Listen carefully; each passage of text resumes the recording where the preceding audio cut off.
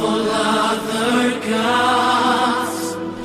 We lay our crowns and worship you. Oh, be lifted above all other gods. Shalom, chers frères et sœurs en Christ, bonjour, je te salue dans le nom puissant de Jésus-Christ de Nazareth. Bienvenue à notre rendez-vous hebdomadaire Réveil d'Esprit.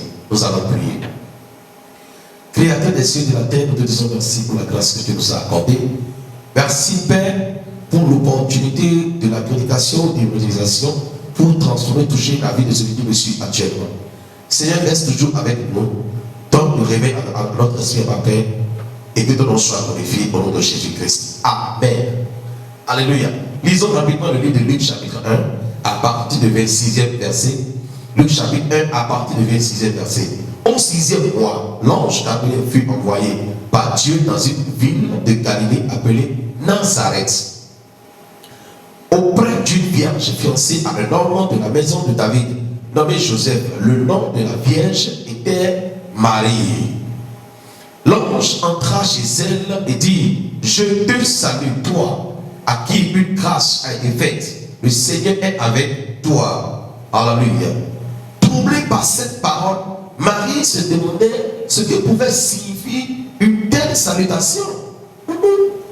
L'ange lui dit: Ne crains point, Marie, car tu as trouvé grâce devant Dieu. Waouh!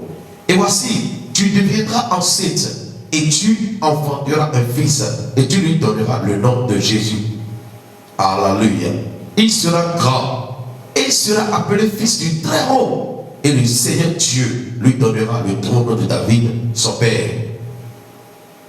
Il régnera sur la maison de Jacob éternellement, et son règne n'aura point de fin. C'est fort. Marie dit à l'ange: Comment cela se fera-t-il, puisque je ne connais point d'homme? L'ange lui répondit: Le Saint-Esprit viendra sur toi, et la puissance du Très-Haut te couvrira de son ombre. C'est pourquoi le Saint-Enfant qui naîtra de toi sera appelé Fils de Dieu. Voici, Élisabeth, ta parente, a conçu elle aussi un fils en sa vieillesse, et celle qui était appelée stérile est dans son 6e mois. Car rien n'est impossible à Dieu. Marie dit: Je suis la servante du Seigneur, qu'il me soit fait selon ta parole. Et l'ange la quitta. Seigneur, nous te disons merci pour ta parole au nom de Jésus-Christ. Amen. Bien-aimés dans le Seigneur, je sais très bien que moi et toi, nous connaissons cette histoire de comment Marie a été bénie par la grâce de l'Esprit Saint pour pouvoir porter la grossesse de notre Sauveur Seigneur Jésus-Christ. Alors sur ce, je vais partager avec toi rapidement un don spirituel, un don qu'on ne peut pas acheter, un don qu'on ne peut pas le fabriquer, qui s'appelle la grâce. La grâce, quand nous parlons de la grâce, nous pouvons l'appeler une opportunité. Des fois, il y a des opportunités qui terminent. Il y en a d'autres qui ne terminent jamais. Mais je place le mot grâce au-dessus de toutes sortes d'opportunités. Je prends grâce et je dis: c'est quelque chose que l'être humain ne peut jamais former. Je prends grâce et je dis que si quelqu'un a été gracié de la part de Dieu, c'est fini pour ce dernier. Alléluia. Quand on parle de la grâce, on parle de poches que vous ne méritez pas. Ce n'est même pas par une connaissance que vous avez pu avoir ce poche maintenant, mais juste parce que cela a pu Dieu de pouvoir vous élever à une autre dimension. Alléluia. Quand on parle de la grâce, on parle peut-être d'un métier, d'une affaire ou bien une chose dont vous n'avez pas travaillé. Quand on parle de la grâce, on parle aussi de l'onction de Dieu dont vous ne méritez pas. Et vous posez la question: qui sont ceux qui méritent l'onction et qui sont ceux qui ne méritent pas l'onction? Alléluia. Quand on parle de la grâce, on parle de quelque chose qui n'appelait pas ton nom. Quelque chose qu'on ne pourrait jamais imaginer sur toi. Avoir ta compétence, avoir ton niveau d'études, avoir telle manière de parler, comment tu ne respectes pas les gens, comment tu es orgueilleux. Et c'est encore à toi que cette bonne chose a été révélée. Quand on parle de la grâce, on parle d'un métier dont tu n'as pas été à sa formation. Et bizarrement, on te voit en train d'exercer ce métier paisiblement, à l'aise, sans chaîne. Là où d'autres sont en train de compter de l'argent, des millions, pour pouvoir exercer ce métier. Toi, tu prends ce métier et tu le fais facilement. Quand on parle aussi de la grâce, on parle de la sélection meilleure. C'est toi qui as été sélectionné chaque fois. Dans votre club de foot, dans votre club de sport, ou bien dans votre atelier, ou bien dans votre société. Ton patron, ton coach, je ne sais pas ce qu'il est pour toi, ce que tu as pour lui, mais il t'a toujours sélectionné. Parmi 7 milliers qu'il y a, c'est toi ton nom qui a toujours été sélectionné. Quand on parle de la grâce, on parle aussi de ce que tu n'as pas passé beaucoup de temps dans la politique. Avant de pouvoir être élu rapidement un président de la République, ou bien un premier ministre, ou bien, je ne sais pas. Ce que la grâce fait, la grâce vous positionne dans une dimension dont vous ne méritez pas. La grâce vous positionne dans une dimension qui ne pouvez pas appeler votre nom. Quand on parle de la grâce vous ramène vous-même à un niveau dont vous ne pensez pas. Alléluia. Et avec l'histoire en bref, Marie était servante de Dieu auprès de Zacharie et d'Élisabeth. Et cela a été étonné. Cela a étonné Marie. Quand Marie était chez elle à la maison, et la grâce de Dieu est allée lui frapper les portes par l'ange de l'Éternel. Alléluia. Marie a dit, qui suis-je moi? La Bible dit que troublée par cette parole, Marie se demandait ce que pouvait signifier une telle salutation. Mais quel genre de salutation? Je te salue Marie, pour à qui la grâce a été faite. Waouh! L'ange a apporté la grâce à Marie dans sa maison et l'ange l'a encore salué. Marie a dit non. Pardon, il ne faut pas me troubler. Moi je suis qui? L'ange lui dit ne crains point. Marie, quand tu as trouvé grâce devant Dieu, la grâce, elle vient de Dieu. Bien-aimé, la grâce qui vient de Dieu, c'est ça que l'ennemi combat. La grâce qui vient de Dieu, cela porte forcément des fruits. La grâce qui vient de Dieu est un précieux cadeau. La grâce qui vient de Dieu est divine. La grâce qui vient de Dieu a été envoyée pour une cause, pour faire des grandes choses dans ce monde.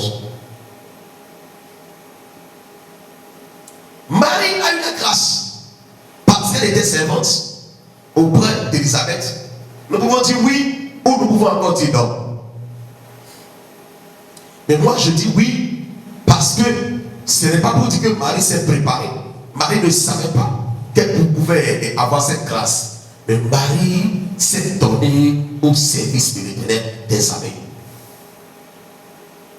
Cette grâce peut être donnée encore à quelqu'un. Donc Dieu veut nous dire maintenant que le retour de Jésus-Christ, on va encore le conduire d'une femme encore. Mais non. La Bible ne nous a pas dit que le retour de notre Seigneur Jésus-Christ sera encore construit tel que sa naissance. Mais non. Mais voilà ce que j'aurais dit. La grâce a été donnée déjà. La grâce, elle est disponible pour toi. Pourquoi tu pleures par tes bénédictions?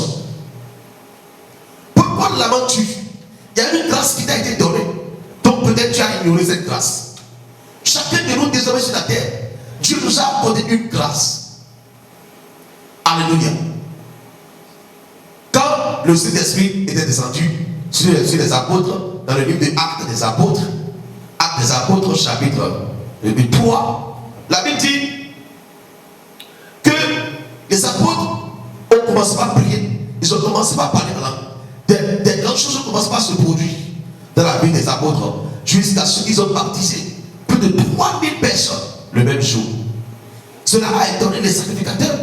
Qu'est-ce qu'ils ont fait? Ils ont mis la main sur Pierre. Ils ont mis la main sur Jean. Ils les ont emprisonnés. Après quand l'ange de Dieu a délivré, a libéré Pierre et Jean, et de leur retour, ils voudraient faire les entrer dans le temple. La Bible dit quoi? Qu'ils ont trouvé un boiteux qui avait l'habitude là de pouvoir quémander. Il avait l'habitude de pouvoir demander l'aumône. Et ce jour-là, Pierre en le regardant dit regarde-moi. Et quand ce gars va regarder Pierre, il avait déjà dans ses pensées de ce que Pierre va lui donner de l'argent. Mais Pierre a dit, je n'ai ni or, je n'ai ni argent à te donner. Mais ce que j'ai, je te le donne. Lève-toi et marche. Chacun de nous avons forcément quelque chose pour donner à quelqu'un. Bien aimé, nous avons quelque chose pour faire avancer nos familles. Nous avons quelque chose pour faire avancer nos foyers. Nous avons quelque chose que nous pouvons ajouter à ce pays. Nous avons quelque chose pour faire avancer l'œuvre de Dieu. Ce que j'ai, tu as quelque chose que tu as ignoré. Il y a une grâce qui a été faite. Il y a une grâce qui t'a été faite, pardon. Il y a une grâce qui t'a été donnée. Mais tu as ignoré la grâce qui t'a été donnée. Et maintenant tu cours derrière des choses qui n'est pas dans ton sang. Tu cours derrière des grâces qui ne t'ont pas été données. Une chose t'a été donnée. Même si tu as constaté en toi que rien ne t'a été donné. N'est-il pas lui-même le Père qui a dit, demandez, on vous donnera. Alors il faut demander. Alléluia. Seigneur, je veux être ton évangéliste. Il va le faire. Je veux être ton oracle. Il va le faire. Seigneur, je veux voyager. Mais sur quel plan? Sur un bon plan, il va le faire. Si cela n'a pas été demandé par la chair, le Père Céleste va te les accorder. Alléluia. Marie a dit, mais comment est-ce que moi je mérite cela? La grâce qui vient de Dieu est donne. Alléluia. La grâce qui vient de Dieu, elle est donne. La grâce qui vient de Dieu est quelque chose qu'on ne s'attendait pas. Peut-être dans un cas de prière, tu lui avais demandé cela. Peut-être. Ou bien, c'est quelque chose que tu n'as jamais prononcé en prière. Et bizarrement, c'est ça qui s'est manifesté. Regardez la grâce. La Bible dit que dans Seigneur Jésus-Christ est allé à la pêche. Il est allé annoncer. Il est allé évangéliser. Il est allé parler de la parole de son Père. Quand il a vu Pierre à la pêche. Et regardez comment la grâce s'est manifestée dans la vie de Pierre facilement. Lui qui était un pêcheur. Il a fréquenté où? C'est quoi son diplôme, fils? Jésus lui a dit, tu étais un pêcheur de poissons. Mais à partir de maintenant, tu seras un pêcheur d'âme. La grâce. La grâce. Quand elle était arrivée en même temps, elle a troublé Marie. La Bible dit que Marie était troublée, Marie ne comprenait rien. Moi, si vierge qui n'a jamais connu un homme, comment on peut me dire que moi je vais tomber enceinte? Moi qui n'ai jamais été à l'école, comment on peut me dire que je vais devenir serviteur de Dieu? Moi qui n'ai jamais compté 1 million dans ma vie, comment on peut me dire que je vais devenir comptable d'une grande société? Bien aimé, c'est la grâce.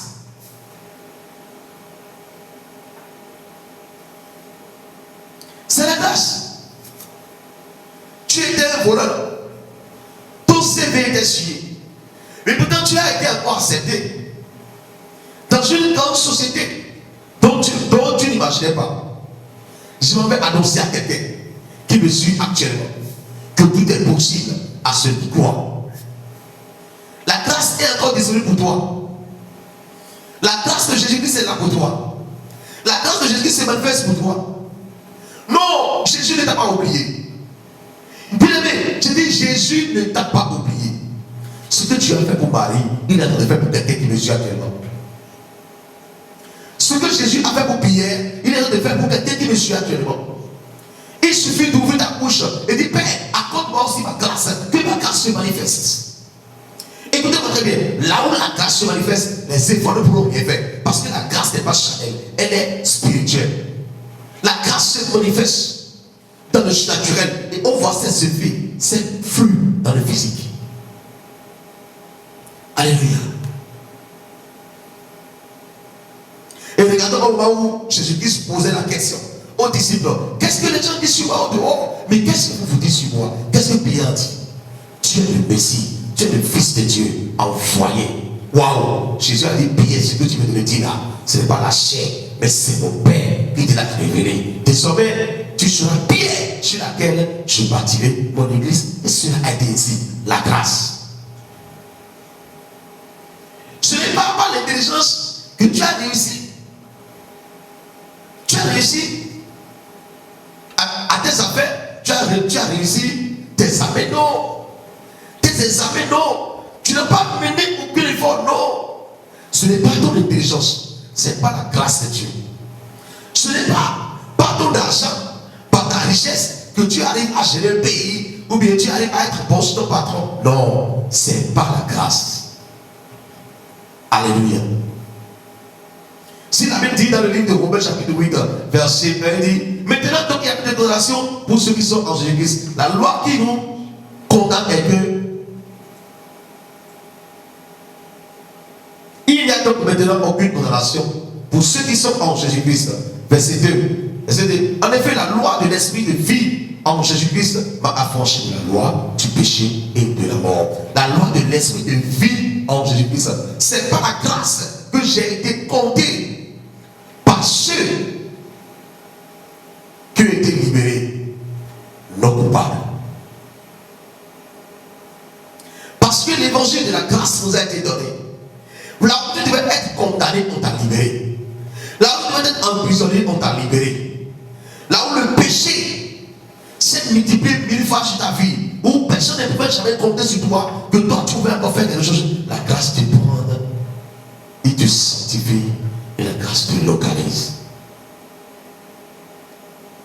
Alors, celui qui m'a fait cela, celui qui t'a fait cela, comment tu peux faire pour ce dernier? Tu ne vas pas l'adorer, tu ne vas pas l'accepter. C'est par quelle force que tu payes le loyer, que tu arrives à payer? Dis-moi. C'est par quelle force que tu arrives à manger par rapport au temps que nous traversons actuellement? C'est par quelle force que tu arrives à t'habiller? Tu me dis peut-être que tu travailles, d'accord, tu travailles, mais par quelle intelligence? Qui t'a donné l'intelligence de pouvoir travailler? Comment tu as su le chemin qui mène vers ton boulot et le chemin qui mène vers ta maison? Si ça ne vient pas de la grâce de souffle de vie qui t'a été accordée par Jésus-Christ. Je ne peux pas finir, je ne vais pas terminer sans avoir allé sur ton projet marital. Comment tu as su l'homme de ta vie? Comment tu as su la femme de ta vie? Par quel système? Par quel plan? Par quelle magie que ton foyer a pu connu de la joie? Par quelle intelligence tu as pu trouver de l'argent pour prendre soin à ton foyer? Si ce n'est pas une grâce. Bien aimé, ce qui nous reste seulement, c'est de pouvoir rendre grâce à Dieu. C'est de pouvoir nous dire merci. De pouvoir nous donner son Fils, Jésus-Christ, qui est venu nous libérer de la captivité.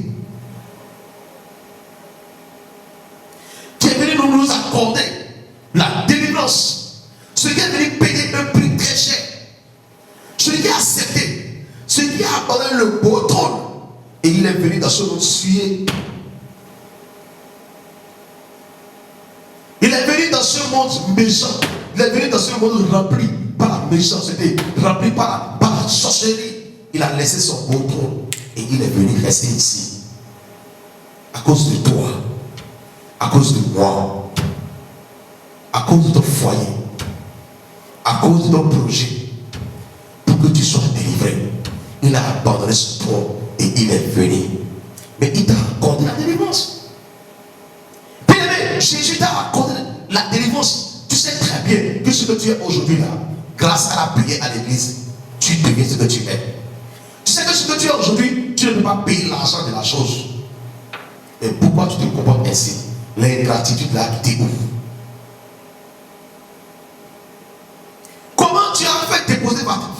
effectivement le manteau de grâce et tu allais prendre le manteau d'ingratitude. Bien-aimé dans le Seigneur, c'est pas correct. Alléluia. C'est pas correct.